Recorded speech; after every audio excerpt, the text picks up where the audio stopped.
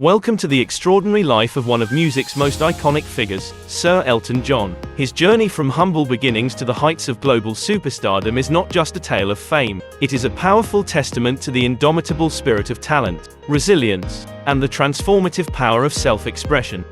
Welcome back to Keyscape Chronicles, your go-to channel for all things keyboards and pianos. If you like what we do, don't forget to share our videos and subscribe to the channel. Your support keeps us going. Now, let's jump right in.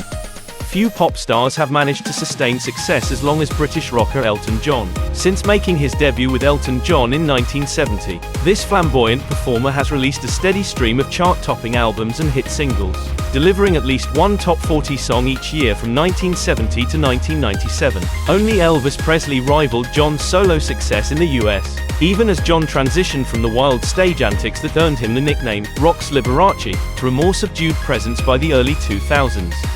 Born Reginald Kenneth Dwight in a North London suburb, John was an only child who exhibited musical talent early on. By age 4, he was already playing piano by ear and soon mastered a variety of classical pieces. His skill earned him a scholarship to London's Royal Academy of Music, where he attended weekend classes from ages 11 to 16. For John, music became both a passion and an escape from a difficult childhood. He struggled with an inferiority complex and a strained relationship with his father, a Royal Air Force squadron leader. After his parents divorced during his teenage years, John's father discouraged his interest in pop music, while his mother nurtured his passion by bringing home records from American rock stars like Jerry Lee Lewis and Little Richard.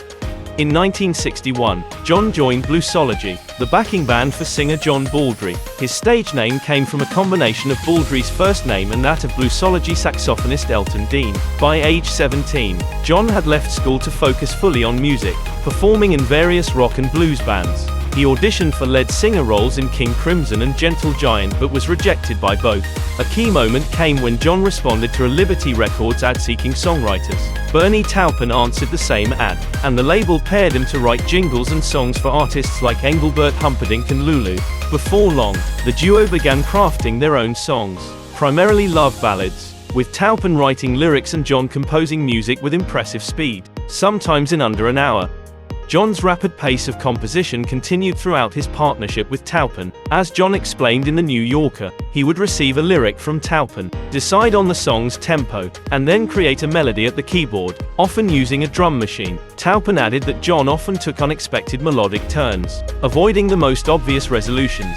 Their collaboration caught the attention of Beatles music publisher Dick James, who signed him to a contract in 1968, giving him a modest income of £10 a week. By 1969, John and Taupin had adopted a rock style. That year, John's debut LP Elton John was released, and by the summer of 1970, the album's hit single, Your Song, was climbing the charts in both the UK and US, marking the start of John's rise to stardom. John's fame skyrocketed after his US debut at Los Angeles Troubadour Club in 1970. On stage, he masked his shyness with an over-the-top persona, wearing flamboyant costumes and energetically playing the piano. This bold stage presence electrified audiences, and he quickly became a sensation, with his albums racing up the American charts. By the time he returned to England, John had become a major star. His 1972 album Honky Chateau featured massive hits like Rocket Man and Honky Cat, and John demonstrated his versatility with everything from heartfelt ballads to playful tunes. His increasingly outrageous stage outfits, including feather boas and astronaut costumes, became iconic, along with his extensive collection of eccentric eyeglasses. John's 1973 album Don't Shoot Me, I'm Only the Piano Player yielded his first American #1 hit, Crocodile Rock. The album also featured Daniel, a touching ballad that became one of John's most beloved songs. His next album, Goodbye Yellow Brick Road, sold 2 million copies in the US, within 6 months of its 1973 release, producing another #1 hit with Benny and the Jets. During this period, John's band remained consistent, featuring bassist Dee Murray, drummer Nigel Olsson, and guitarist Davey Johnston, who joined in 1972.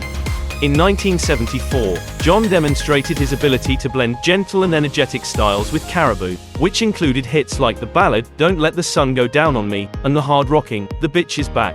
That same year, John made a cameo as the pinball wizard in Ken Russell's film adaptation of Tommy. His 1974 greatest hits album topped charts in both the US and UK, further cementing his place in pop music. John's run of hits continued into 1975, including his cover of The Who's Pinball Wizard.